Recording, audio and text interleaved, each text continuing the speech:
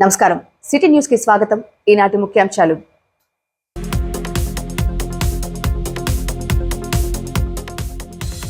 ఉపాధ్యాయుల సమస్యలు పరిష్కరించాలని చీఫ్ విప్ ఎమ్మెల్యే జీవీని కలిసిన యూటీఎఫ్ నాయకులు.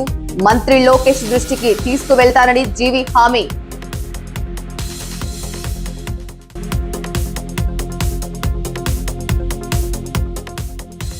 వినుకొండ డిగ్రీ కళాశాలలో డేటా అండ్ బ్యూటీషియన్ కోర్సులు ప్రారంభం. నిరుద్యోగులు సద్వినియోగం చేసుకోవాలన్న ప్రిన్సిపల్ శ్రీనివాసరావు.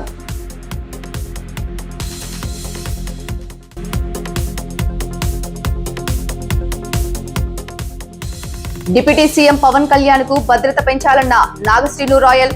పవన్ పేషీకి వచ్చిన బెదిరింపులపై ఘాటైన రిప్లై.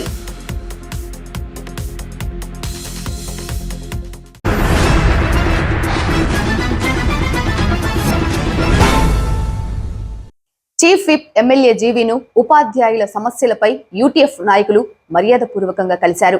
విద్యాశాఖ అధికారులు కొన్ని అసంబద్ధత నిర్ణయాలు రద్దు చేయాలని, పాఠశాలల పనివేళలు పెంపు, టీచర్లపై యాప్ల భారం తగ్గించాలని, 10% మించి ఉపాధ్యాయులు సెలవులు పెట్టరాదనే ఆంక్షలు, 10వ తరగతి పరీక్షలకు సంసిద్ధత పేరుతో విడుదల చేసిన 100 రోజుల కార్యాచరణ, విద్యార్థుల వివరాలు అపార్లో నమోదుతో పాటు ప్రతి నిర్ణయం అసంబద్ధంగానే ఉంటున్నాయని చెప్తూనే మండలాల్లో 10% మించి ఉపాధ్యాయులు సెలవులు పెట్టరాదని, మండల విద్యాశాఖ అధికారులు అత్యవసర సందర్భాల్లో కూడా సెలవులు ఇవ్వటం లేదన్నారు. విద్యాశాఖ నిర్ణయాలు పునఃపరిశీలించాలని, ఒత్తిడి లేని వాతావరణంలో ఉపాధ్యాయులు స్వేచ్ఛగా పనిచేసే విధంగా అధికారులు నిర్ణయాలు ఉండాలని కోరుతున్నామని సమస్యలు చెబుతూ వినతి పత్రం అందజేశారు. స్పందించిన జీవి విషయం మంత్రి లోకేష్ దృష్టిలో పెడతామని హామీ ఇచ్చారు. పాఠశాల విద్య మెరుగుదల కోసం అందరం కలిసి పనిచేద్దామని చెప్పారు.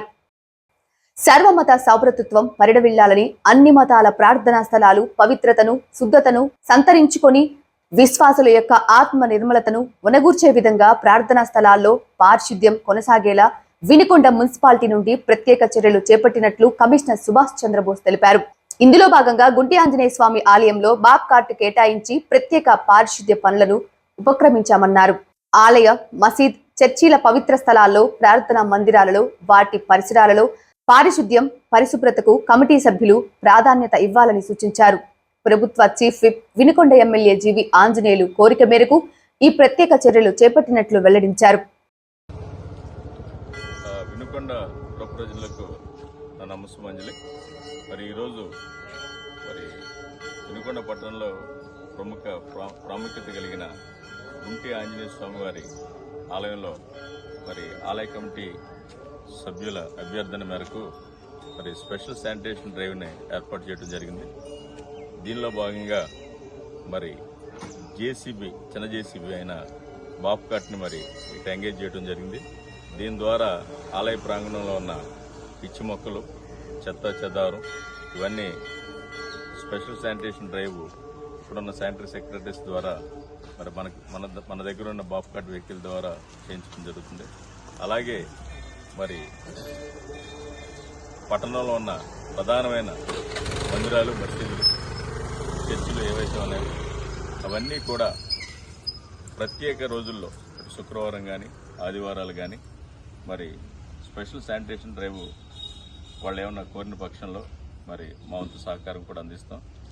మిగతా రోజులు ఏవైతే ఉన్నాయో పండగ దినాలు కాకుండా మిగతా దినాలు ఏదైతే ఉందో వాటిలో కూడా ఆలయ కమిటీ సభ్యులు కానీ ఆ చర్చిలు, ప్రార్థనా మందిరాలు ఎవరైతే ఆర్గనైజ్ చేస్తున్నారో వారందరూ కూడా భక్తులకి ఇబ్బంది లేకుండా స్పెషల్ శానిటేషన్ డ్రైవ్ చేయాలని చెప్పి అక్కడున్న టాయిలెట్స్ కానీ, యూరినల్స్ కానీ ఆలయ ప్రాంగణం అంతా కూడా నీట్గా ఉండాలని చెప్పి వాళ్ళందరికీ భక్తులకి ఎటువంటి ఇబ్బంది లేకుండా, అట్లాగే ప్రార్థనకు వచ్చేవారికి ఎటువంటి ఇబ్బంది లేకుండా మంచి సౌకర్యాలతో మెయింటైన్ చేయాలని కోరుకుంటున్నాం. దాంతోపాటుగా ప్రత్యేక పర్వదినాలు ఏవైతే ఉన్నాయో ఆ పర్వదినాల్లో ఆలయ కమిటీ సభ్యులు కానీ ప్రార్థనా మందిరాల వారు కానీ మసీదు వారు కానీ ఏదన్నా కోరిన పక్షంలో స్పెషల్ శానిటేషన్ డ్రైవ్ అనేది చేపట్టాలని చెప్పి మన పట్టణ శాసనసభ్యులు, ప్రభుత్వ విప్ శ్రీ జీవి ఆంజనేయులు గారి ఆదేశాల మేరకు కార్యక్రమాలన్నీ పట్టణంలో విస్తృతంగా చేపడుతున్నాం. ఆలయ కమిటీ సభ్యులు కానీ ప్రార్థనా మందిరాలు పెద్దలు ఎవరైతే ఉన్నారో వారందరూ కూడా ఈ అవకాశాన్ని సద్వినియోగం చేసుకోవాలని, అట్లాగే మరి మిగతా రోజుల్లో కూడా అదే స్పెషల్ శానిటేషన్ డ్రైవ్ని మరి చేయాలని చెప్పి ఎవరికి ఇబ్బంది లేకుండా చూడాలని, మరి ఆ ప్రార్థనా మందిరాలు మసీదులు ఏవైతే ఉన్నాయో ఆ చుట్టుపక్కల పరిసరాలు కూడా అందంగా ఉండాలని చెప్పి కోరుకుంటున్నాను. డిప్యూటీ సీఎం కొణిదెల పవన్ కళ్యాణ్ పేషీకి వచ్చిన బెదిరింపులపై వినుకొండ నియోజకవర్గ జనసేన పార్టీ ఇన్ఛార్జ్ కొంజేటి నాగశ్రీను రాయల్ స్పందించారు. ఇలాంటి తాటాకు చప్పుళ్ల బెదిరింపులకు భయపడమని, బెదిరింపులకు కారణమైన వారిని శిక్షించాలని కోరుతూ పవన్ కళ్యాణ్ కు మరింత భద్రతను పెంచవలసిన అవసరం ఉందన్న అభిప్రాయాన్ని వ్యక్తం చేశారు. ఇక ఇదే విషయంపై మరింత మంది స్పందించారు. పవన్ కళ్యాణ్ గారికి ప్రాణానికి థ్రెట్ ఉందని ఒక వ్యక్తి ఫోన్ చేసి బెదిరించడం జరిగింది. ఇలాంటి కాకమ్మ బెదిరింపులకి బెదిరిపోయే సేన కాదు జనసేన. జనసేనాన్ని ఎలా కాపాడుకోవాలో, ఎలా భద్రత ఇవ్వాలో మా జనసేన అందరికీ తెలుసు. ముఖ్యంగా ఒక జనసేన పార్టీ వినుకొండ సమన్వయకర్తగా నేను కేంద్ర ప్రభుత్వాన్ని, రాష్ట్ర ప్రభుత్వాన్ని పవన్ కళ్యాణ్ గారికి ఇంకా మరింత భద్రత పెంచాలని మేము వినుకొండ నియోజకవర్గం తరపున డిమాండ్ చేస్తున్నాము. మనం స్వతంత్రం వచ్చిన తర్వాత ఒక మంచి పరిపాలన దక్షుడుగా, ఒక మంత్రిగా, ఒక డిప్యూటీ సీఎంగా ఆయన చేస్తున్న పనులు ఇప్పుడు దాకా మన భారతదేశంలో ఎవరు కూడా చేయలేదు. ఆయన అందరికీ ఆంధ్రప్రదేశ్ జనాన్ని మొత్తాన్ని కూడా ఉద్ధరించడానికి ఆయన అనేక కృషి చేస్తున్నాడు. మన భారతదేశంలోనే సొంత నిధులు ఇచ్చేసి జనానికి ఇస్తున్న నాయకులు ఎవరైనా ఉన్నారంటే అది పవన్ కళ్యాణ్ గారు మాత్రమే. పవన్ కళ్యాణ్ గారిని మనం కాపాడుకోవాల్సిన అవసరం ఎంతైనా ఉంది. మన ఆంధ్రప్రదేశ్ని చంద్రబాబు గారు, పవన్ కళ్యాణ్ గారు ముందలు తీసుకెళ్ళడానికి ఎంతో కృషి చేస్తున్నారు. గత 5 సంవత్సరాల్లో జగన్మోహన్ రెడ్డి చేసిన బట్టి అరాచకాలని మన ఆంధ్రప్రదేశ్ దరిదాపు 20 సంవత్సరాలు వెనక్కపోయింది. వీళ్ళిద్దరి ఆధ్వర్యంలో మన రాష్ట్రాన్ని మొదటి స్థానం తేవడానికి చాలా కష్టపడుతున్నారు. ఇది సహించలేని ప్రతిపక్షాలు ఈ విధంగా ఆయన మీద త్రిజేవాలని చూస్తున్నారు.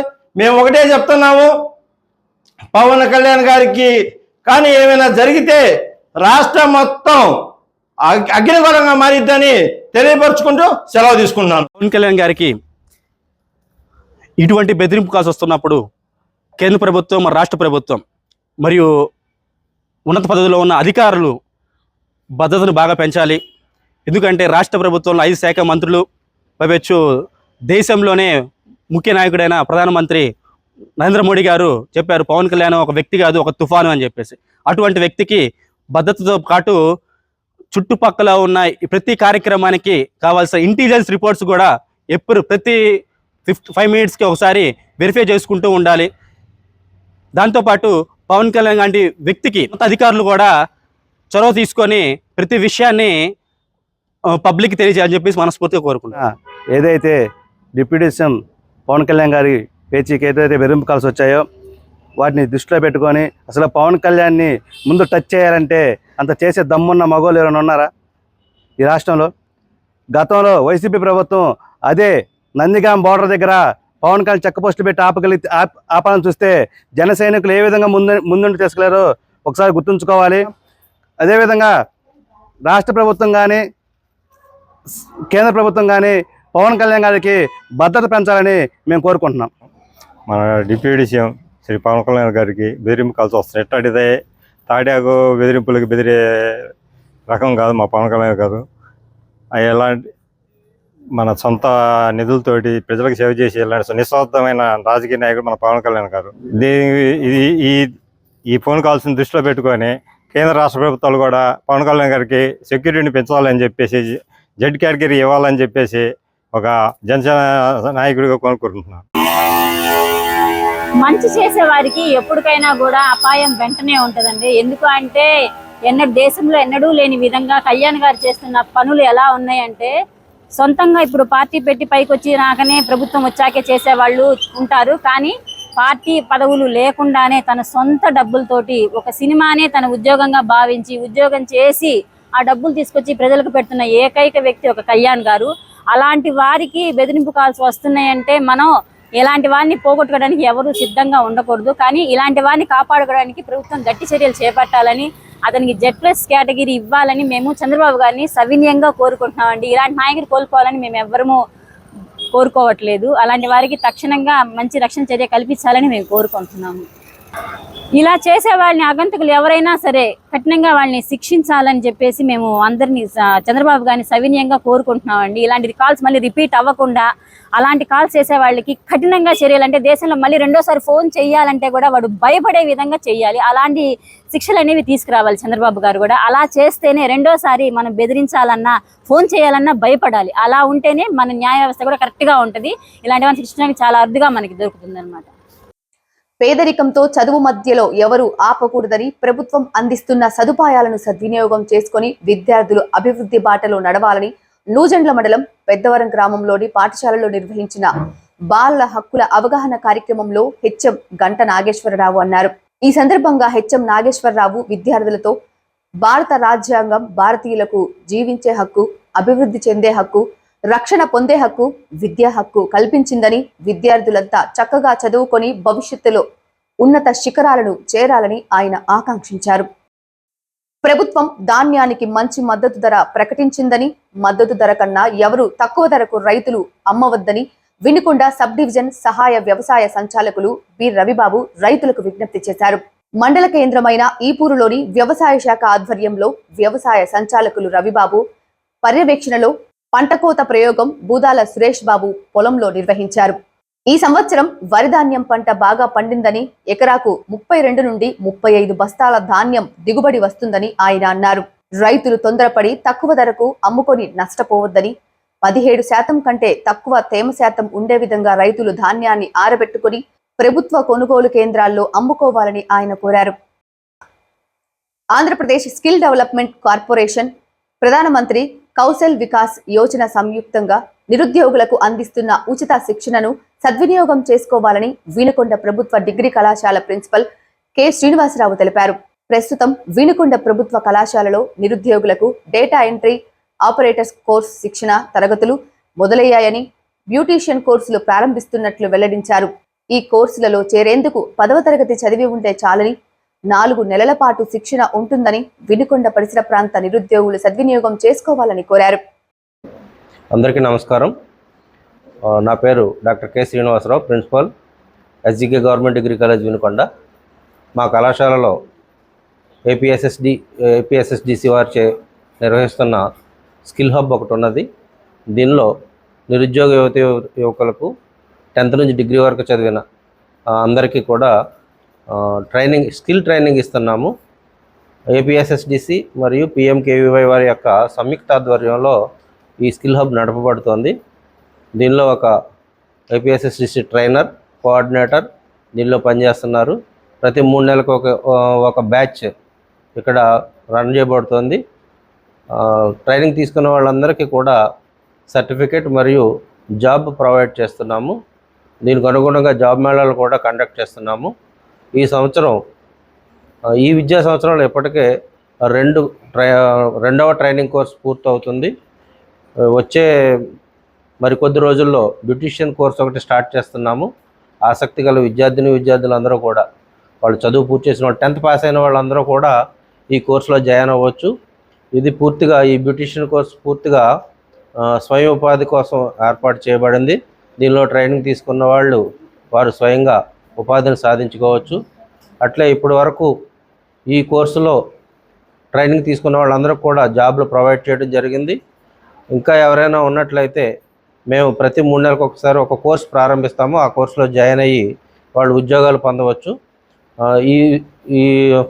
ఈ అవకాశాన్ని అందరూ సద్వినియోగం చేసుకుంటారని కోరుతున్నాను. ప్రస్తుతం డేటా ఎంట్రీ ఆపరేటర్ అనే కోర్సు రన్నింగ్లో ఉన్నది. దీని తర్వాత ఏపీఎస్ఎస్డిసి వారిచే మరొక కోర్సు డేటా ఎంట్రీ ఆపరేటర్ కూడా ప్రారంభిస్తాము. వచ్చే నెక్స్ట్ బ్యూటీషియన్ కోర్సు, దాని తర్వాత డేటా ఎంట్రీ ఆపరేటర్ ఫ్రమ్ ఏపీఎస్ఎస్డిసిది. సో ఆసక్తి గల విద్యార్థులు 10th పాస్ అయి డిగ్రీ పాస్ అయిన వాళ్ళు వాళ్ళ యొక్క స్కిల్ని మెరుగుపరుచుకొని వివిధ రంగాల్లో స్థిరపడటానికి ఇది మంచి అవకాశాన్ని ఇస్తుందని తెలియజేస్తున్నాను. Thank you. వినుకొండ నియోజకవర్గంలోని అన్ని మండలాల్లోని గ్రామాలలో డిసెంబర్ 26వ తేదీన భారత కమ్యూనిస్టు పార్టీ 100 వసంతాల ఆవిర్భావ వేడుకలు ఘనంగా నిర్వహించాలని వినుకొండ శివయ్య భవన్లో జరిగిన సమావేశంలో సిపిఐ పల్నాడు జిల్లా కార్యదర్శి మారుతి వరప్రసాద్ పిలుపునిచ్చారు. నియోజకవర్గంలోని అన్ని శాఖలు, మండలాలు, పట్టణాల్లో ఎర్రజెండా రెపరెపలాడాలని, బ్యానర్లు, తోరణాలతో అలంకరించి సమావేశాలు నిర్వహించాలని మారుతి కోరారు. ప్రజల కోసం, కార్మికుల కోసం, రైతాంగ సమస్యలపై, హక్కుల కోసం పోరాటాలు సాగించి సాధించిన విజయాల గురించి ప్రజలకు వివరించాలని అన్నారు. కంది పంటలో సస్యరక్షణ చర్యలు చేపట్టాలని వినుకొండ మండలం నడిగడ్డ దొండపాడు గ్రామాల్లో నిర్వహించిన పొలం పిలుస్తోంది కార్యక్రమంలో మండల వ్యవసాయ అధికారి అంజిరెడ్డి అన్నారు. ఈ సందర్భంగా ఆయన కంది, వరి, మిరప పంటలను క్షేత్రస్థాయిలో సందర్శన చేసి రైతులకు పలు సూచనలు చేశారు. కంది పంటలో పురుగు ఉధృతి ఉందని, వరి పంటలో ఉల్లికోడు, పాముపొడ తెగులు ఉందని, నివారణకు ఏ మందులు ఎంత మోతాదులో వాడాలో, పిచికారీ చేయాలో వివరాలను రైతులకు తెలియజేశారు. సిటీ న్యూస్ ఇంతటితో సమాప్తం. తిరిగి రేపటి సిటీ న్యూస్ లో మళ్ళీ కలుద్దాం. అంతవరకు సెలవు. నమస్కారం.